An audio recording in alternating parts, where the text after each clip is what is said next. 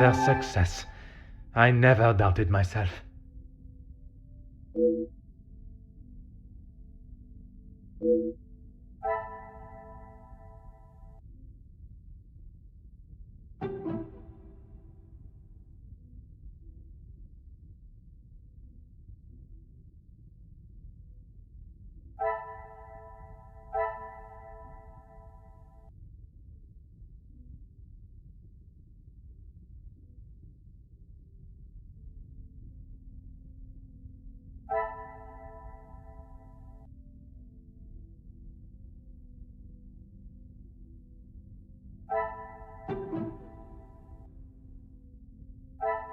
The pieces of the puzzle are finally coming together.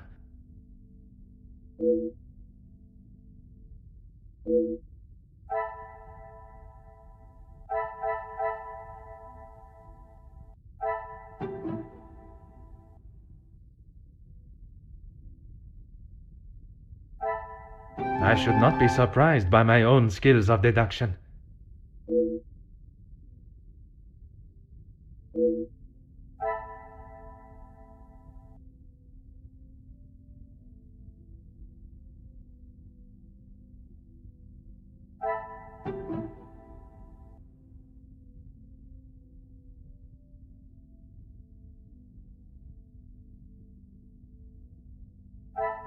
What a revelation!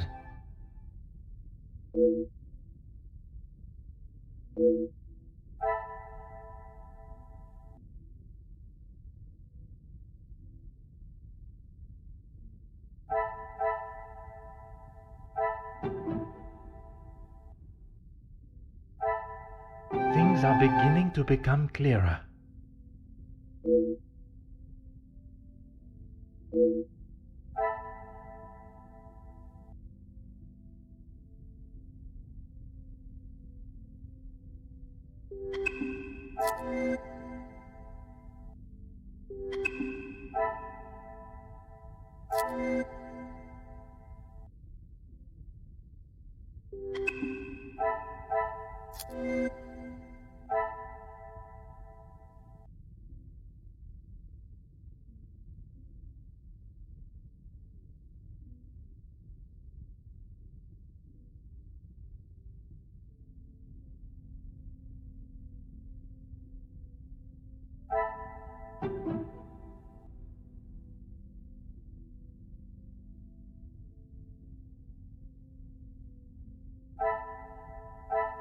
Some would say a lucky guess. I would say a moment of genius.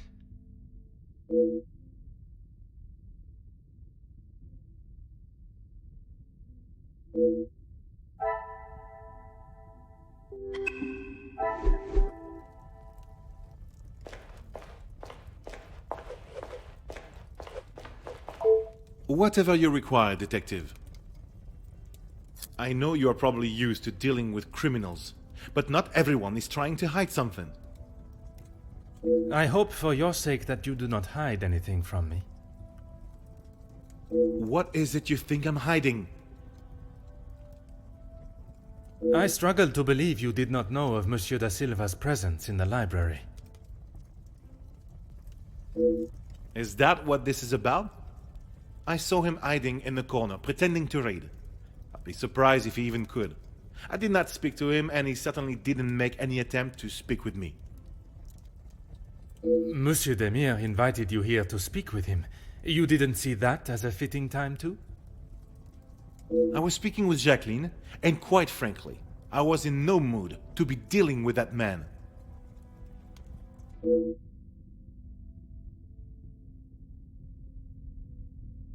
Merci, Monsieur Beckers. It has been a most enlightening conversation.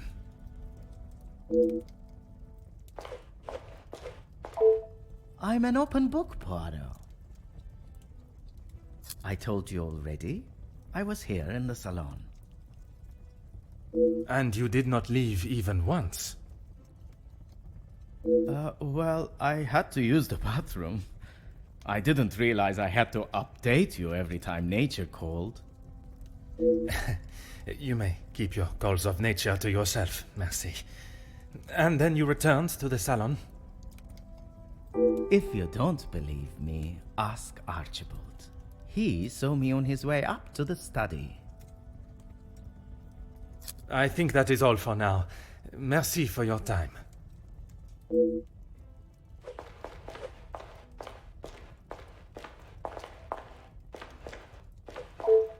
Can you confirm seeing Monsieur Demire in the hall this evening?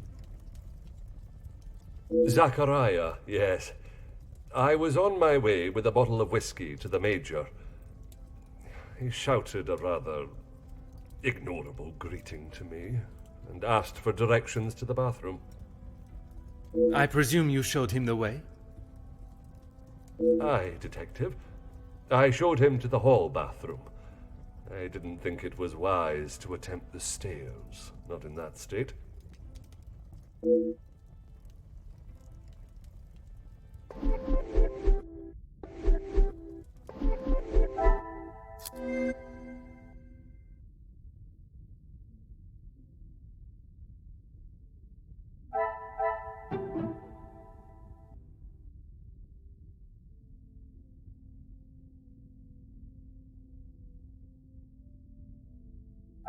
I cannot see the logic in this.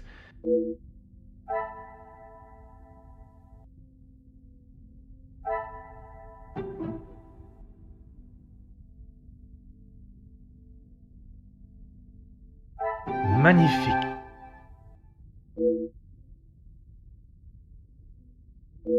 Things are beginning to become clearer.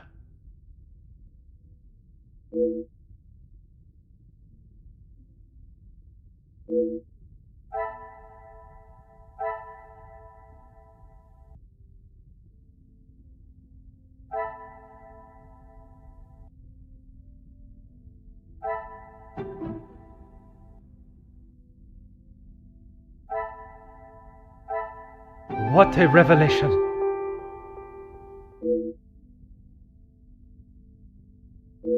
Another success. I never doubted myself.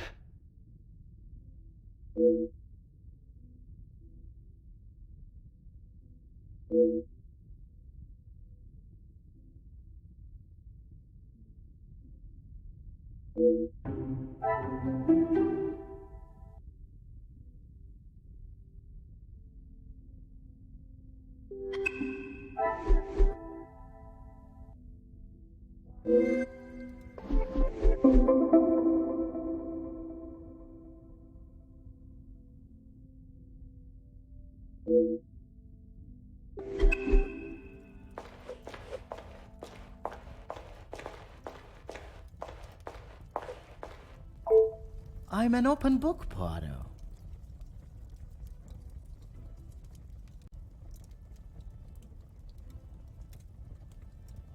Why would I? I've got nothing to say to him, except maybe to keep his hands off what is ours. What is yours that he could want? Money, of course. Why do you think he has been suckling at the Van den Bosch teat for so long? He's bled them dry, and now they will all do the same to our money. Our? My father's, Gideon's, it's all the same. When you have not been on level playing fields for years, it's hard to have a fair game. I am afraid I do not quite understand. If we're playing golf, he has a full set of clubs and a caddy in the form of my father, and I have the old split putter. Make sense now? Perfectly.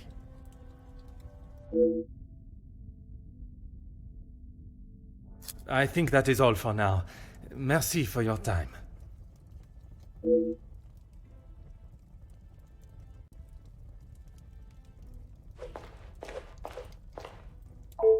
Whatever you require, Detective. I know that I don't think, or didn't think, a great deal of him.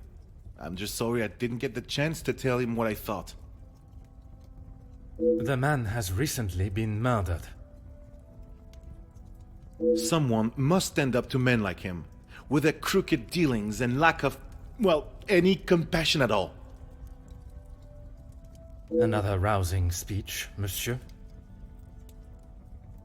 It's the truth. If you knew what I know, maybe he wouldn't be dead, but behind bars instead. Yes, Gideon invited me. If you will recall from our previous conversation, we have been working together and he thought now would be a good time to discuss matters. To discuss business at the celebration of his engagement? We're all here, so what better time? He thought Da Silva might even let his guard down, if he was in a more jubilant mood. It would be wise to not continue to ignore us any longer. And what business was it that was so urgent? We're trying to resolve the worker strikes. It has gone on long enough. Now is the time for him to listen to our demands so we can put an end to it all. Put the violence and upset behind us. Anger, yes, but that's all. I wouldn't kill a man. You must see why this leads me to have suspicions. You can't honestly think I did it. I am a man of peace. I make changes with words, not with violence.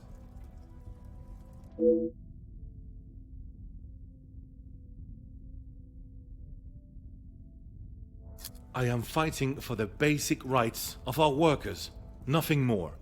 If he can't see that, he is a lesser man than I already thought. And where does Monsieur Gédéon fit into the negotiations? And his brother? His brother? I didn't even know he had a brother until I arrived here. Gideon certainly hasn't talked much about him. I get the sense there's not much love lost between them. Last I saw, he was outside having a cigar. Oui, I spoke with him myself, but that was some time ago.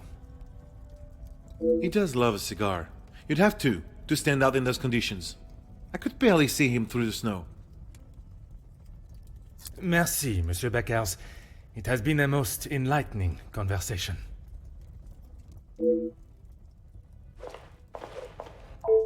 More questions? I suppose so. Felix, I didn't know him that well. We spoke a handful of times. I met him through Cassandra.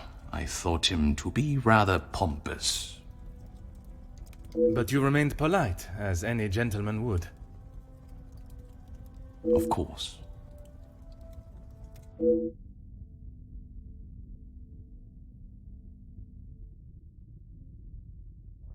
What is there to say? She's a remarkable woman, and I admire her. Even after Edwin's death, she held herself with such poise. It sounds as though you hold her in the highest regard. And why shouldn't I? Women these days could take a leaf out of her book on how to present themselves.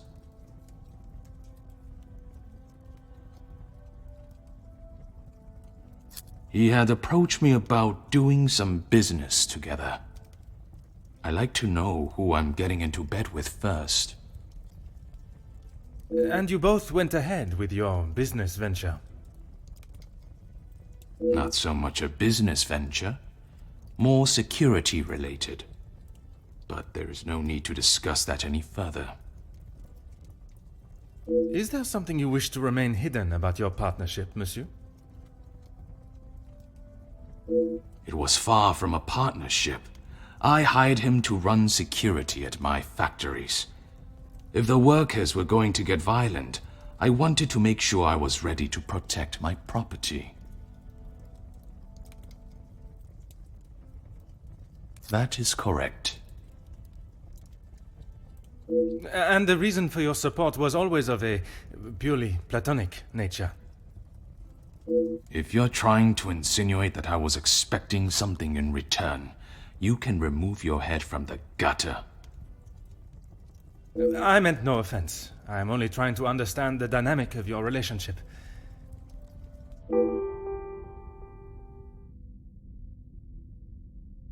Merci for your cooperation.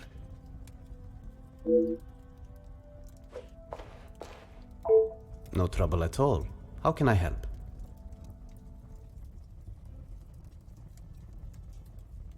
I knew of him more than actually knowing him myself. In the past, he made his feelings towards my brother and I quite clear. And that was not in a positive way. I certainly wouldn't call trying to get Angeline to postpone the engagement positive.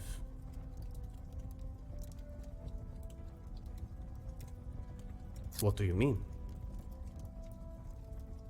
I do not mean to pry, only I imagine the whole room was aware of his celebrating with a bottle. You must be mistaken. Neither my brother nor I drink.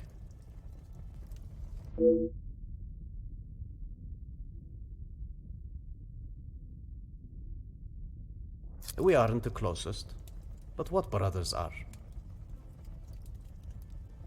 I would argue that many are. We've lived very different lives. Our priorities are different. He does not see things the way I do.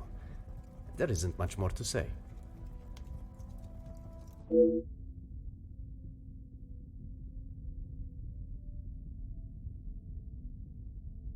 I have lent my voice to some discussions. I have tried to facilitate meetings. Just positive support.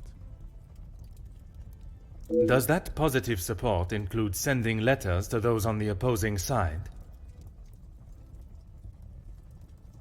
Detective Poirot, I'm not sure what you think I have done. Monsieur, a letter has been found threatening the Major of what might happen if he does not act promptly, and now he has wound up dead. You think my sending him a letter, warning him not to get involved, means I murdered him? At this time, it is certainly reason for me to be suspicious. I have been funding the strikes, Detective. These men deserve fair treatment, and a wage that fits the hard work they undertake every single day. The Major didn't see that. All he cared about was the money for his services, and that is all I care to discuss.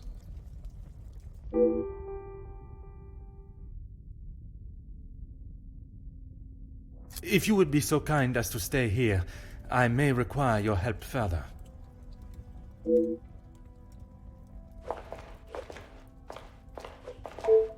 You came to the right place. What do you need? I know that he was not the good and honest man he liked to think he was. In what sense? If you spoke to him for longer than 5 minutes, you'd know. I've met people in dark alleys I trust before him. And on the occasions when you did speak with him, what was discussed? I'm sorry, Poirot. If you're looking for a deep-seated secret between me and him, you're going to be disappointed.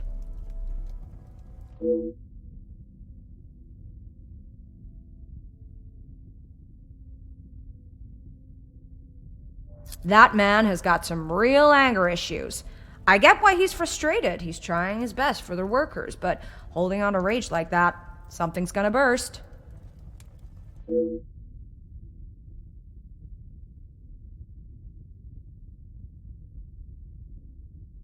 If you think you can use me as some sort of gossip machine, you are sorely mistaken.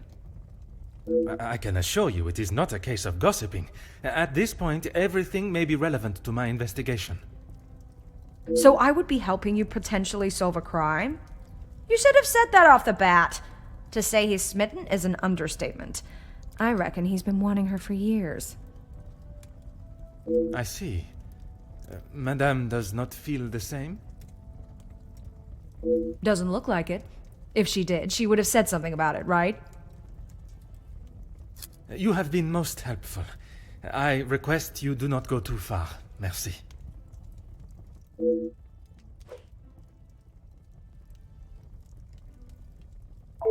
I am all yours, detective.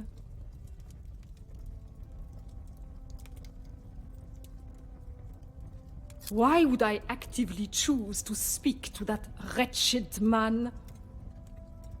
You were quite adamant of your protection of Madame. If he was as awful as you portrayed him to be, there must have been some words spoken, or perhaps written? He was quite aware of how I felt towards him, and the lengths he has gone to remain close to the family. That is all that needs to be said. I must admit, I would not want to be on the receiving end of your tongue's wrath, Countess. Wise thinking, detective.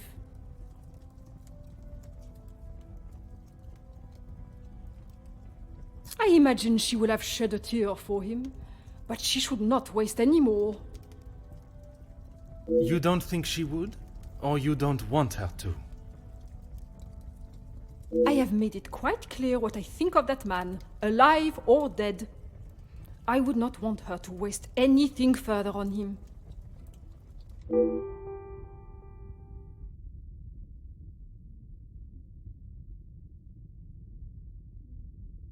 What of it? Do you believe there was something more to their friendship?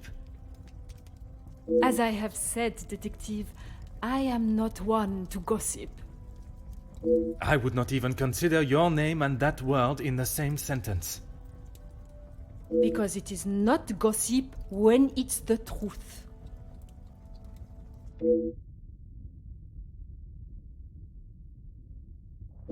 Why else do you think he would stay around for so long? Yes, he was a friend and partner to the Viscount, but it is plain to see it is Cassandra's partnership he longs for. He was a disgusting leech that was driven only by money and power, like most men. I can assure you not all men are concerned with such egotistical wealth. That may be, but they are few and far between. I believe you are a special case, Detective Poirot. It is not the first time I have been described in such a way. Embrace the compliment, Detective. You have set yourself apart from the horrid crétins that seem to somehow make their way into positions of authority and power. And that is what the Major was doing? Using Madame Van den Bosch as his ladder to the top? You are finally seeing the man he was. A weak and self-indulgent social climber.